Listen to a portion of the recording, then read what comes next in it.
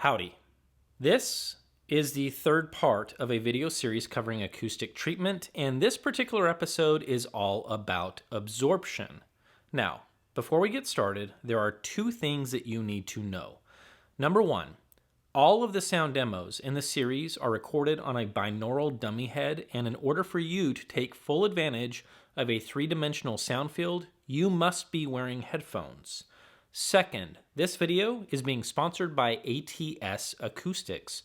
Shortly after I started on the Soundshed, they reached out to me about collaborating on acoustic treatment, and their timing couldn't be any better. So, whether you are in the market for ceiling clouds like the ones that I'll be showing in this video, or diffusers, which I'm going to be covering next week, do yourself a favor. Check out all the links in the description box down below, or simply shoot an email over to ATS, or heck, give them a call.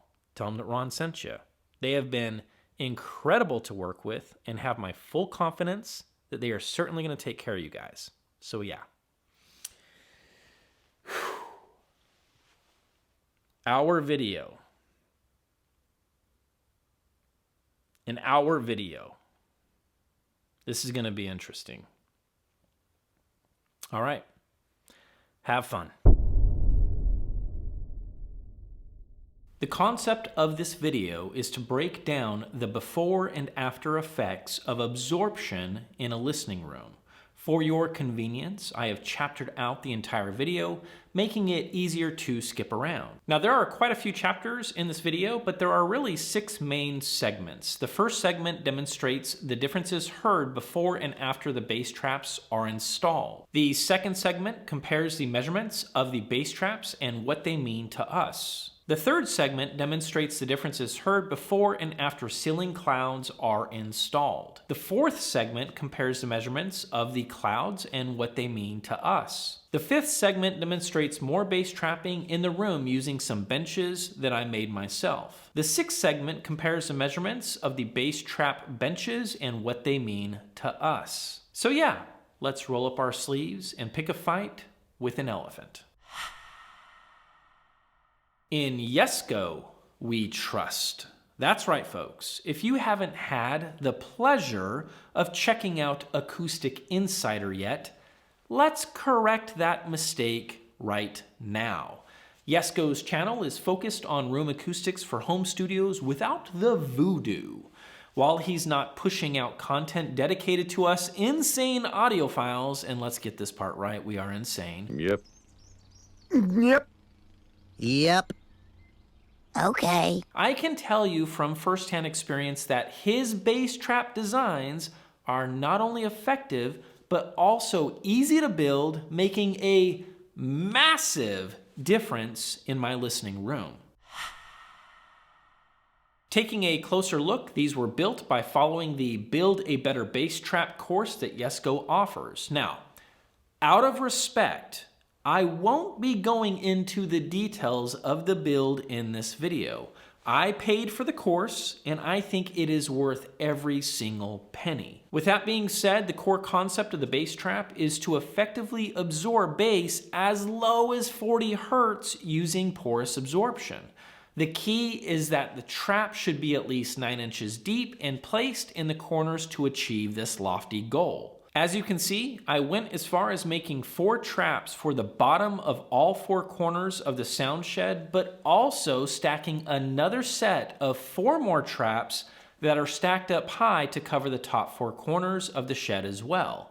I toyed around with creating some kind of membrane trap for the center section, and maybe I will cross that path at some point. For now, the center section is just being used as shelving to hold my CDs and Audiophile approved plants. Now I know what you're thinking. Isn't all that absorption going to just kill my top end and leave my room sounding dead? No, not at all, and certainly not with this design. Yesco also shows how to formulate, build, and install front-facing scatter plates that function as binary diffusers. The dude is smart, wicked smart. In my case, I built my traps using leftover OSB and decided to paint them to match the vibe of the sound shed. The front of the trap has Guilford of Maine fabric cloth covering the mineral wool inside.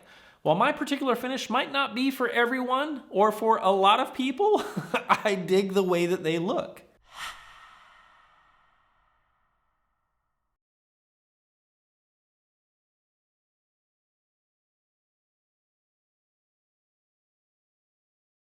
This is the sound of my voice, front and center from the listening position. This is the sound of my voice, front and center from the listening position.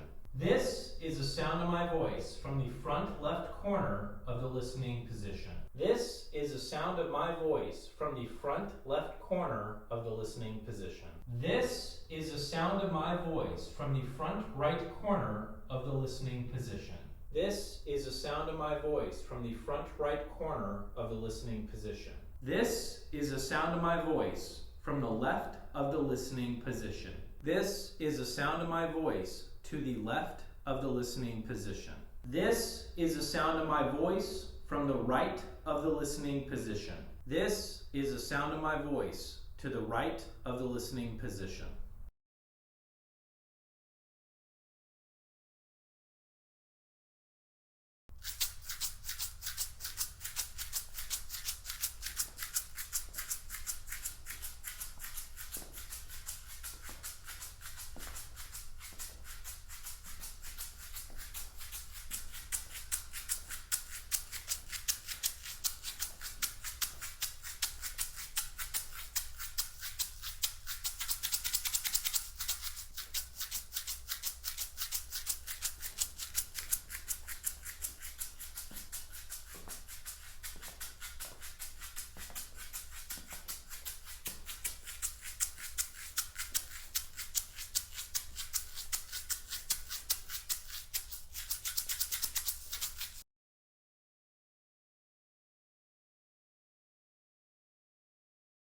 I owe you an apology. This is how I should have set up this demonstration from the get-go and create a bit more distance between the camera and then the microphones here.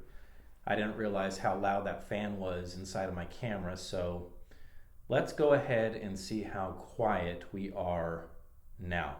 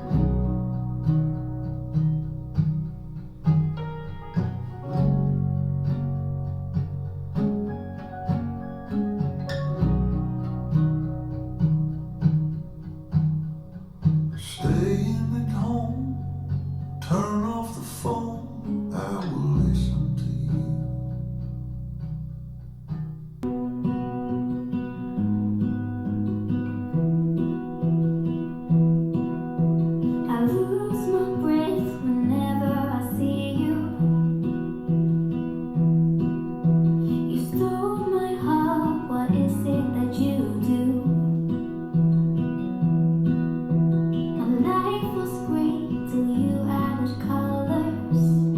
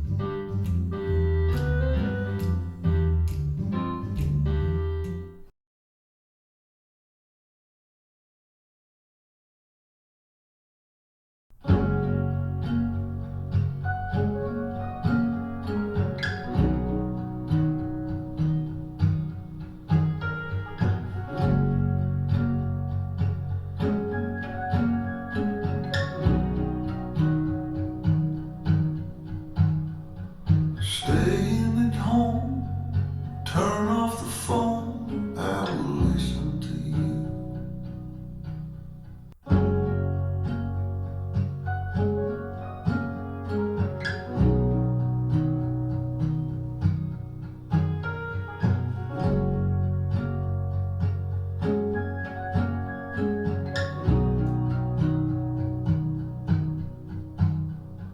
Staying at home, turn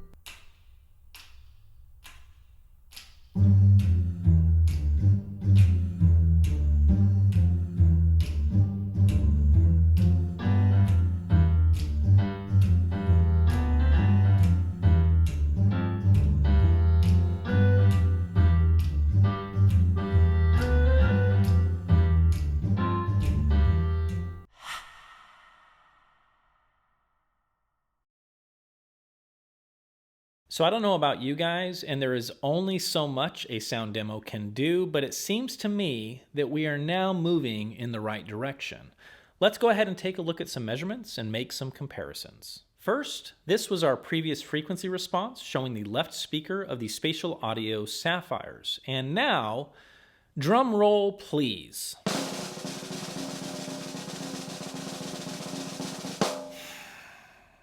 Yeah, that's it. You know, I remember the first time I was learning all of this and how I felt as I looked at what might seem as a complete and utter waste of my time. But that is a large part as to why I am doing this, so I can help you guys understand that this particular measurement is a very, very small piece of the puzzle. Let's go ahead and hop on over to the RT60 Decay tab and take a look. If you remember before, we were sitting around 1,000 milliseconds and that sample was taken at 190 Hertz as shown here. And now, with the bass traps installed, we chopped that son of a gun in half and are now sitting around 531 milliseconds. And here is the thing, folks. That's not even the most exciting thing to look at here. While RT60 times can be a crapshoot in lower frequencies, just take notice of what's happening down below. In our previous measurement, those massive peaks are out of control. Going back to our measurement with the bass traps, we can see that the tables are turning and we are indeed starting to control those long decay times, even in lower bass. This is a big deal, and guess what? We can even see it in the waterfall as well. And again, taking a look at our previous measurement of the furnished room, this is where we were sitting, and after the bass traps are installed, this is where we are now. What's happening here is we are slowly trimming the fat off this brisket. With each and every move, we are peeling back the layers of excess, and the best part about traps like this, we are reaching much deeper than any thin panel can. Last, I want to push the envelope and show one more measurement, as I think even the new guys to REW are ready to take the next step. Clicking on the tab labeled Spectrogram, we are essentially looking at the same information the waterfall shows, but from a different perspective. I know this looks a little bit wild, so let me explain. Right now, we are looking top down, or a bird's eye view of this graph. These long decay lines, which are shooting north on our screen, are the same waves we were looking at with the waterfall. The colors shown in the graph represent amplitude, which you can reference over to the right side. Over to the left, we can see our decay times, and right now this window is set to 1,000 milliseconds, which is perfectly fine for this example. Taking a look at the left speaker of the Sapphires, this is the measurement before, and this is what it looks like after, once the bass traps are installed. So yeah, we have tipped the scales, and what was massive bass issues in this room is slowly getting easier to manage. Granted, for those who are carefully listening, we still have a ways to go, which is the reason I made do-it-yourself benches that also work as bass traps. But before we get to that, we still have reverb issues in this room, and I know for a fact that sound is bouncing off the ceiling and causing us a lot of problems. So yeah, let's go ahead and fix that.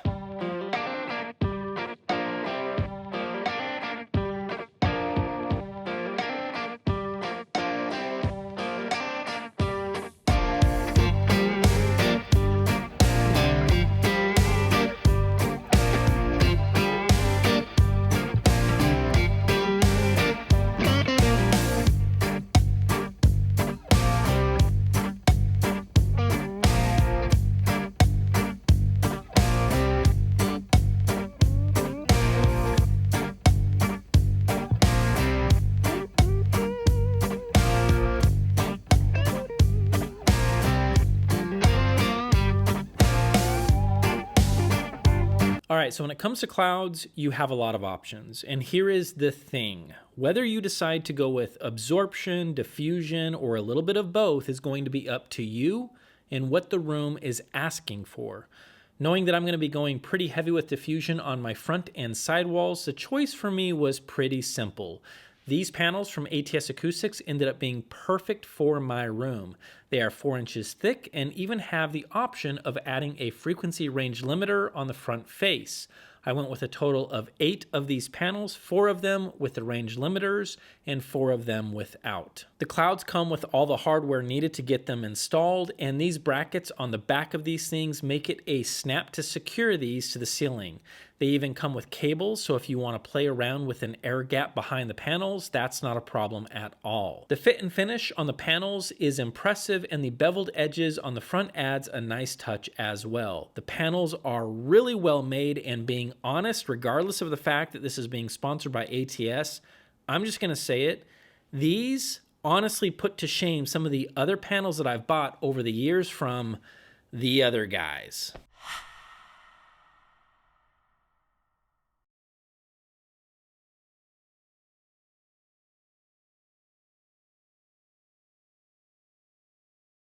This is the sound of my voice, front and center from the listening position. This is the sound of my voice, front and center from the listening position. This is the sound of my voice from the front left corner of the listening position. This is the sound of my voice from the front left corner of the listening position. This is the sound of my voice from the front right corner of the listening position. This is the sound of my voice from the front right corner of the listening position. This is the sound of my voice to the left of the listening position. This is the sound of my voice to the left of the listening position. This is the sound of my voice to the right of the listening position. This is the sound of my voice to the right of the listening position.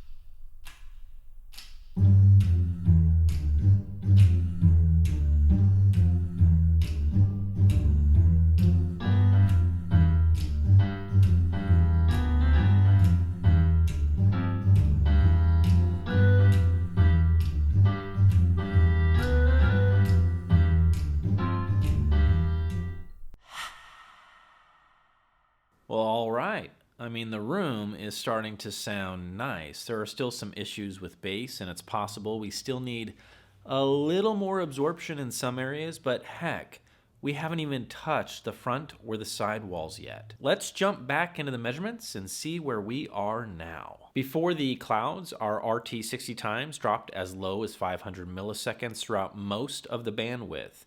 And with the clouds installed, we are now seeing reverb times as low as 300 milliseconds. Now look, I know you keep looking at it, and I know it is freaking you out. Yeah, that giant blob of bass is enough to strike fear in any audiophile's heart. But if you remember me saying RT 60 times can be a little iffy in bass frequencies, so please do not get discouraged here. In fact, let's hop on over to the waterfall tab and take a peek. Here we can see our measurements of the furnished room with the bass traps installed and now with the clouds installed. Last, here is the spectrogram of the unfurnished room with the bass traps installed and now with the clouds installed. So you see, as I have said from the start of the series, and it bears repeating, don't get caught up in the details and don't let the details prevent you from seeing the big picture. Also, there are other options out there if you do want to target or focus on specific low-end frequencies, such as tuned membrane traps. And for some of you guys, that might be worth looking into. As for me, I decided to stick with porous absorption and built out some benches that are placed on the side of the walls. They were easy as heck to make using some existing 2x4s from building out the sound shed and a simple front-facing plywood cover that I simply wrapped in fabric. As for the bench tops, these were bought from Lowe's and come exactly like this, no cutting required. And the size was perfect for this application. So after I built out this really simple frame with the bench top and the front panel installed, all I needed to do was just use a bunch of leftover mineral wool that I had from building out the shed, stuff the cavities as much as I could, and presto, we have bass trap benches. Took like a day to build out 6 of these things. Oh, before I forget, ATS offers some bass stackers, bass absorber stackers, and these are brilliant. I almost went with these. I was super tempted, but I just had a lot of leftover mineral wool and I wanted to build out some benches. I was going for more of aesthetics than function, but make no mistake, these would serve the same purpose as essentially what I've done here. You've got a big giant bass absorber now that you can then move around the room to different locations, and I would imagine that those are going to be very effective if you decided to go that route and you don't want to spend the time of building out your own benches. All right, so last set of demos with and without my benches. Let's go.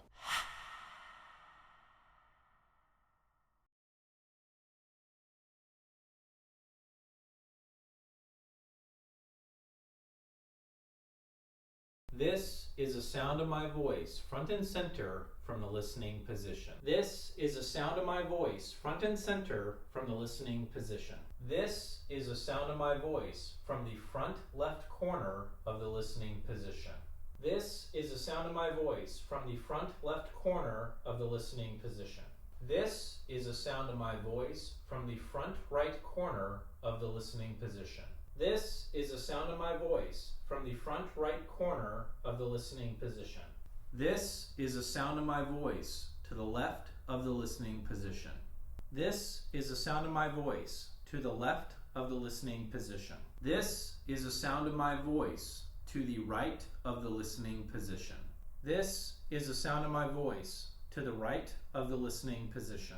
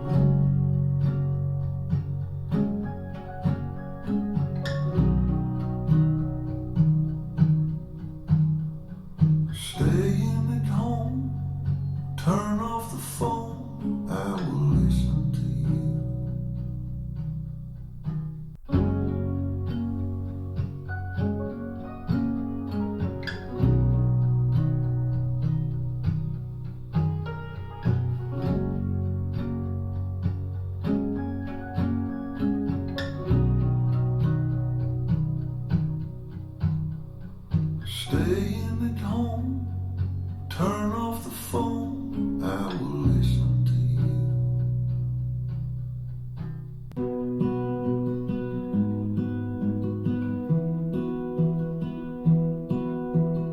lose my breath whenever I see you. You stole my heart, what is it that you do? My life was great till you added colors.